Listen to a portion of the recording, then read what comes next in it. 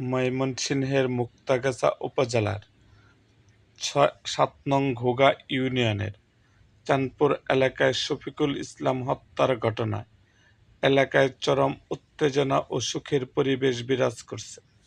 শনিবার দুপুরে রসুলপুর পাম্পের সামনের একটি হোটেলে কথা কাটাকাটির এক পর্যায়ে এ হত্যাকাণ্ডের ঘটনা ঘটে বলে জানা গেছে। স্থানীয় ও পারিবারিক সূত্রে জানা যায়, প্রায় ৩,০০০ টাকা পাওনাকে কেন্দ্র করে শফিকুল ইসলামের সঙ্গে অভিযুক্ত আলামিনের বিরোধ চলছিল। শনিবার দুপুরে রসুলপুর পাম্পের সামনের হোটেলে উভয়ের মধ্যে তর্ক-বিতর্ক শুরু হয়। এক পর্যায়ে তা হাতাহাতিতে রূপ নেয়। অভিযোগ রয়েছে, পরে শফিকুল ইসলামকে মারধরের পর গলা টিপে হত্যা করা হয়।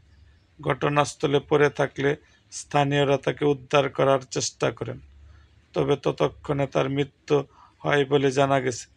এ ঘটনায় পুলিশ একজনকে আটক করেছে, তবে হত্যাকাণ্ডের প্রধান অভিযুক্ত হিসেবে পরিচিত আল আমিন বর্তমানে পলাতক।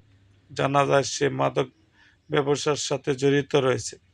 তাকে গ্রেপ্তারের অভিযান চালাচ্ছে পুলিশ।